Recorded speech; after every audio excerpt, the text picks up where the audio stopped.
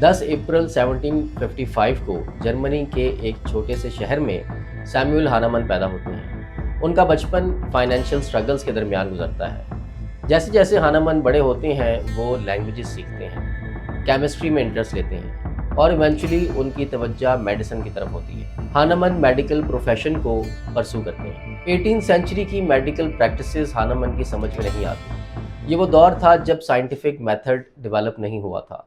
इंसान बीमारी से कम और इलाज से ज़्यादा डरता था। डॉक्टर्स अक्सर अपने पेशेंट्स का ब्लड लेटिंग मेथड के ज़रिए खून ज़ाया करते थे और ये समझते थे कि जिस्म के अंदर जो इम्बैलेंस है वो खून निकालने से ठीक हो जाता है। मरकरी जैसी हैवी मेटल को भी मेडिसिन के तौर पर इस्तेमाल किया जाता था। हानमन अपने पेशेंट्स का ऐसा इलाज नहीं करना चाहते थे जो खुद उनको समझ नहीं आता था। लिहाजा हानमन अपनी मेडिकल प्रैक्टिस छोड़ देते हैं। अपने अखराजात पूरे करने के लिए वो ट्रांसलेशन का काम शुरू करते हैं और ये वो पॉइंट था जहां से उनकी ज़िंदगी का सबसे इम्पॉर्टेंट चैप्टर शुरू होता है। 1790 में जब वो विलियम कॉलन की किताब ट्रांसलेट करते हैं तो उन्हें क्वाइनाइन के बारे में एक एक्सप्लेनेशन मिलती है जो उन्हें गौर तलब लगती है। क्वाइनाइन मलेरिया के इलाज के लिए यूज़ होती थी और कॉलन की तहरीर के मुताबिक ये इसलिए काम करती है क्योंकि ये कड़वी होती है। हानमन के लिए ये एक्सप्लेनेशन बहुत सुपरफिशियल थी। वो एक्सपेरिमेंट करते हैं, क्वाइनाइन को पानी में घोलते हैं और पी जाते हैं। हानमन एक बार नहीं बल्कि बार बार ये अमल दोहराते हैं, हत्ता कि उन्हें सिम्टम्स महसूस होने लगते हैं और वो बुखार, कपकपी और बेचैनी फील करते हैं। यहाँ से एक आइडिया जन्म लेता है जो आगे चलकर होम्योपैथी की बुनियाद बनता है और वो आइडिया था लाइक क्योर्स लाइक। आज की वीडियो में मैं आपको सुनाऊंगा होम्योपैथी के अरूज और ज़वाल की एक इनक्रेडिबल कहानी।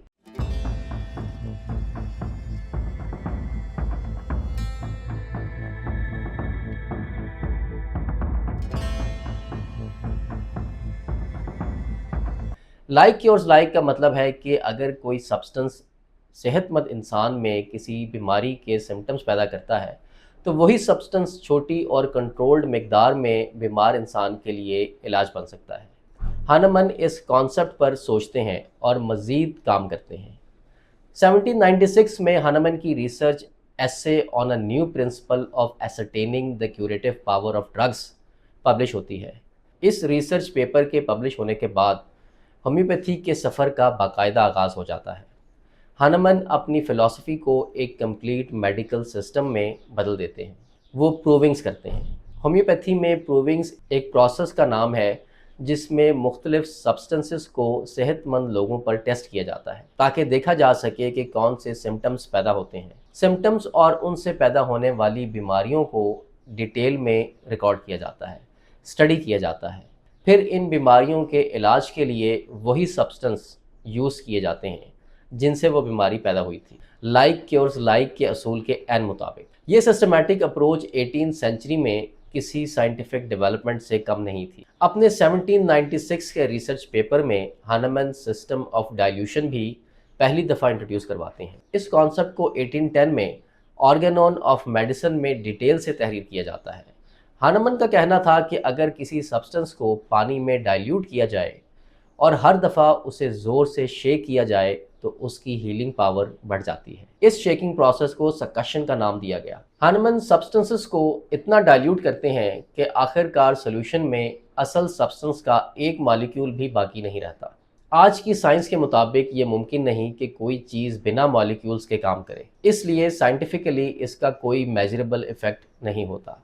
लेकिन हानमन के दौर में लोग इस कॉन्सेप्ट को लॉजिकल समझते हैं। अर्ली 19th सेंचुरी में होम्योपैथी यूरोप में तेज़ी से फैलने लगती है। जर्मनी से फ्रांस, फिर इंग्लैंड और फिर अमेरिका। इसकी पॉपुलैरिटी की सबसे बड़ी वजह यह थी कि ये बेज़रर थी। जब कन्वेंशनल मेडिसिन अपने डेंजरस ट्रीटमेंट के ज़रिए लोगों को नुकसान पहुंचा रही थी, होम्योपैथी उन्हें जहरीली दवाओं और एग्रेसिव ट्रीटमेंट से बचा रही थी। 1830s और 1840s के कॉलरा आउटब्रेक के दौरान होम्योपैथ्स ये क्लेम करते हैं कि उनके पेशेंट्स का डेथ रेट कम है। इन क्लेम्स को वेरीफाई करना मुश्किल था, लेकिन पब्लिक परसेप्शन पर इसका बहुत अच्छा असर पड़ता है। लोगों का होम्योपैथी पर ट्रस्ट बढ़ने लगता है। लोग इसको एक बेहतर मेडिकल अल्टरनेट समझना शुरू करते हैं। जैसे जैसे पॉपुलैरिटी बढ़ती है वैसे वैसे ऑपोजिशन भी बढ़ती है। ट्रेडिशनल डॉक्टर्स इसे चैलेंज करते हैं और मेडिकल इंस्टीट्यूशंस इसके खिलाफ खड़े हो जाते हैं। अमेरिकन मेडिकल एसोसिएशन जैसी ऑर्गेनाइजेशंस अपने मेंबर्स को होम्योपैथ्स के साथ काम करने से रोक देती हैं। ये सिर्फ साइंटिफिक डिसएग्रीमेंट नहीं था, बल्कि एक प्रोफेशनल और आइडियोलॉजिकल कॉन्फ्लिक्ट था। लेकिन इस कॉन्फ्लिक्ट की वजह से अहम डेवलपमेंट्स होती हैं। मेन स्ट्रीम मेडिसिन अपनी प्रैक्टिसेस को इम्प्रूव करना शुरू करती है। डॉक्टर्स हार्मफुल ट्रीटमेंट्स को अवॉइड करते हैं। साइंटिफिक अप्रोच के ज़रिए ह्यूमन बॉडी को और नेचर ऑफ एलिमेंट्स को स्टडी किया जाने लगता है। 1861 में मेडिकल की दुनिया में एक धमाका खेज डेवलपमेंट होती है। लुई पैस्टर अपना मशहूर स्वान नेक फ्लास्क एक्सपेरिमेंट करने के बाद जर्म थ्योरी पेश करते हैं। इस एक्सपेरिमेंट से तारीख में पहली बार बीमारी की वजूहात को साइंटिफिकली एक्सप्लेन किया जाता है और बताया जाता है कि माइक्रो ऑर्गेनिजम्स की वजह से इंसान बीमारियों से दोचार होता है। जर्म थ्योरी मेडिसिन में एक इनकलाब साबित होती है। माइक्रोबायोलॉजिस्ट रॉबर्ट कॉक के मंजर आम पर आने के बाद डिस्कवरीज का ये सफ़र मज़ीद तेज़ हो जाता है।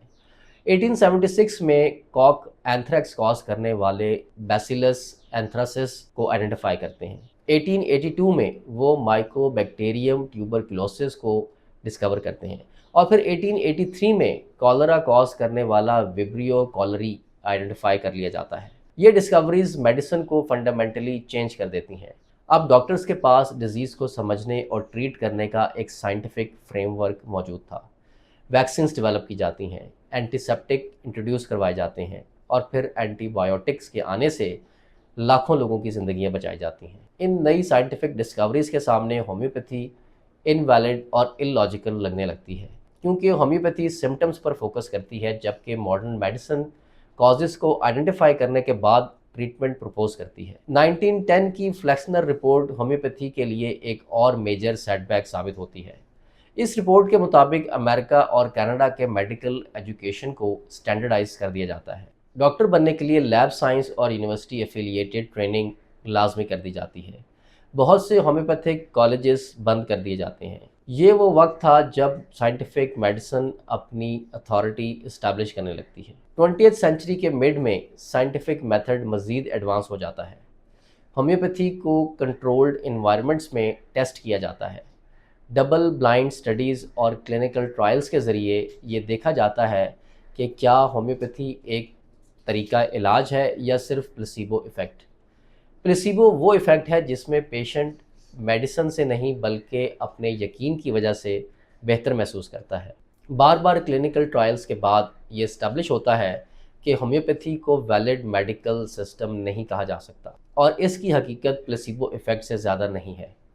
केमिस्ट्री के प्रिंसिपल्स, ख़ास तौर पर एवोगाड्रो नंबर भी हानमैन के डाइल्यूशन प्रिंसिपल को वैलिडेट नहीं करते। होम्योपैथी के किसी भी क्लेम को रिप्रोड्यूसिबल साइंटिफिक एविडेंस नहीं मिलता।